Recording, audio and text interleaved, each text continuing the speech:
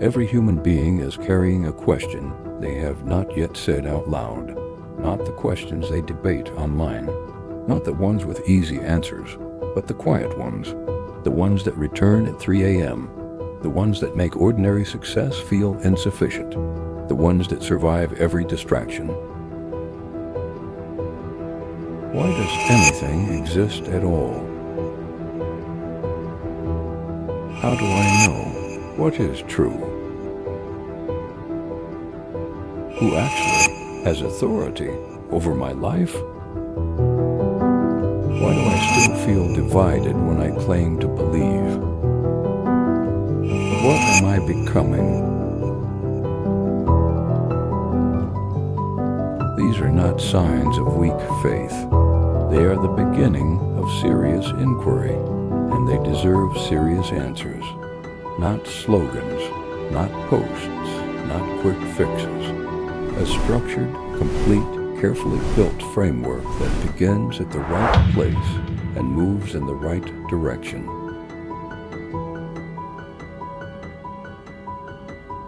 That framework is the source of truth system.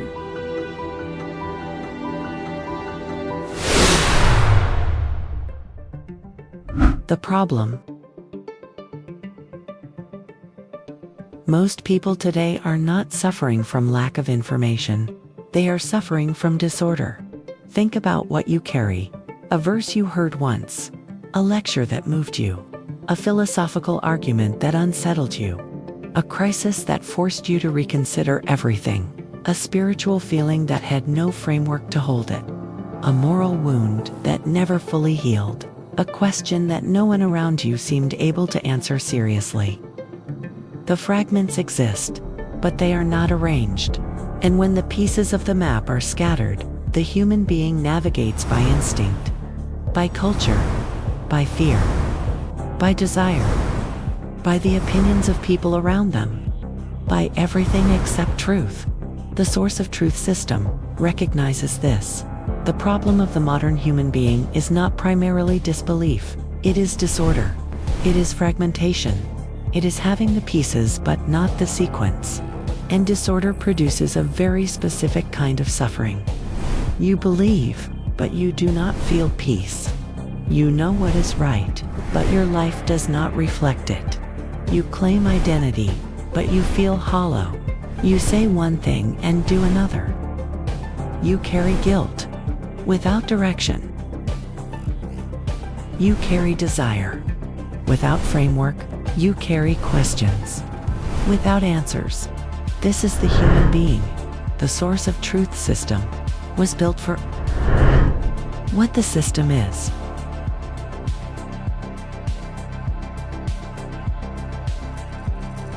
The source of truth system is a 14-volume framework built as a staged human transformation journey. It was created by author and systems thinker Syed Raheel Shahzad.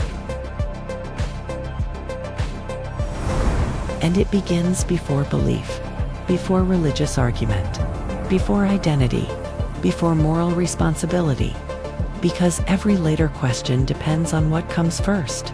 The journey begins with one question. Why does anything exist at all? From there, it moves through every major question the human being must face, not as disconnected discussions, not as scattered chapters, but as a sequence, a map, a system where each stage exists because the next question depends on the previous one. It is described as a human transformation system, a structured framework exploring reality, revelation, identity, responsibility, and prophetic guidance. The central claim is this: you cannot build clarity on disorder. You cannot live with meaning if you have never examined what is real. And most people have never examined what is real because they were given answers before they were allowed to ask the questions. Why the sequence matters. The stages of the source of truth system follow the logic of the human journey. The system begins with existence because belief requires a reality in which it can stand. If the universe is an accident, meaning becomes fragile. If truth is only preference, morality becomes negotiation. If the human being is only matter, dignity becomes difficult to defend. So stage 0 asks, what is real? Stage 0.5 then asks the next unavoidable question. If reality has a source, has the source spoken? This is the bridge between existence and revelation, between the design and the designer's communication. Stage 1 establishes Tawheed, not as a phrase to recite, but as the restoration of authority, loyalty, love, fear, dependence, obedience, and return to the One. Every dimension of the human being returned to its rightful master. Stage 1.5 asks the most uncomfortable question that follows. What still competes with Allah inside you?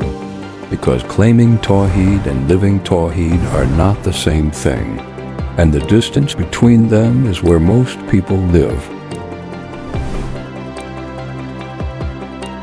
Stage 2 examines Qadar. The ink has dried between divine decree and human choice, not as fatalism, not as passivity, but as the precise peace that comes when you stop trying to audit what was never yours to control.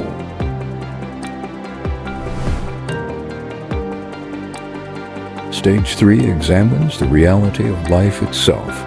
This world is not the destination. It is the field where the next life is being built. Most people are investing everything into something that is already expiring.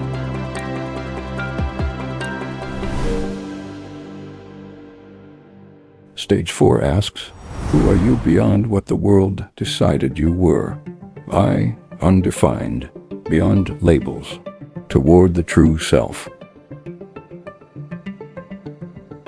Stage 5 examines the nafs, the inner system, the shaitan, and the process of tazkiyah, not as poetry, but as mechanics, the machine inside the human being that requires a technician, not a motivational speech. Stage 6 examines formation, what your roots are producing, the law of origin. A compromised root never produces diamond-level fruit. Stage 7 examines responsibility. What you owe Allah, what you owe humanity. Not as optional generosity, but as the structural debt of a purposeful soul. And then come the final 4 stages of the system, the prophetic models. Stage 8, Ibrahim, the man who stood alone against every system his world trusted, his family, his king, his culture, his nation. Ibrahim did not have numbers, he had certainty, and certainty of that kind does not require consensus. It only requires truth. Stage 9, Musa, liberation, law, and the longest conversation with God in human history. Musa walked out of Egypt, but the journey that mattered was internal, because the deepest form of slavery is not the one imposed by power. It is the one accepted inside your own mind. Stage 10, Isa, truth between revelation and distortion. When the law becomes a cage, the spirit must become the key. Isa came not to abolish the law, but to restore what the law was always meant to carry, the pulse of truth beneath the form.